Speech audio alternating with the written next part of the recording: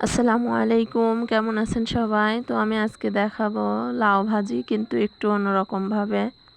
যারা লাউ পছন্দ করে না তাদেরও এভাবে যদি একবার ভাজি করে দেন তারাও বারবার খেতে চাইবে। তো চলে যায় এবার রান্নাতে। এখানে আমি অর্ধেকটা লাউ এভাবে ডুমো ডুমো করে কেটে নিয়েছি। তারপরে আমি কড়াইতে দিয়ে দেবো কয়েক কোয়া রসুন আর শুকনো মরিচ লাল লাল করে ভেজে নিয়ে তার মধ্যে দিয়ে দেব জিরাটা আগে থেকে দেব না, না হলে পুড়ে যাবে। ভেজে আমি এটা গুঁড়া করে রেখে দেব। তারপরে কড়াইতে তেল দিয়ে আমি এতে সর্ষে ফোড়ন দিয়ে খানিকটা পেঁয়াজ কুচি দিয়ে একটু লাল লাল করে ভেজে নেব। তারপরে আমি ওই কেটে রাখা লাউটা এর মধ্যে দিয়ে দেব।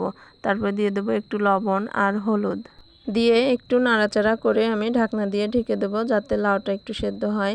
কিছুক্ষণ পর ঢাকনা তুলে এই যে লাউটা আমার সিদ্ধ হয়ে গেছে।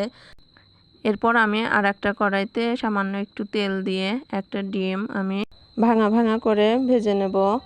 তো একটু কড়া করে ভাজবো যাতে ডিমের গন্ধটা না থাকে। এর মধ্যে একটু লবণ দিয়ে দেব। আমার ভাজাটা যখন একদম কড়া কড়া হয়ে যাবে তখন আমি নামিয়ে এই লাউটার মধ্যে দিয়ে দেব, দিয়ে একটু নাড়াচাড়া করে তারপরে যে আগে থেকে ভেজে গুঁড়ো করা ওই মশলাটা দিয়ে কিছুক্ষণ নাড়াচাড়া করে আমি নামিয়ে নেব। এবার একবার ভাজি করে খেয়ে দেখবেন, তারপরে কমেন্টে জানাবেন। আল্লাহ হাফেজ।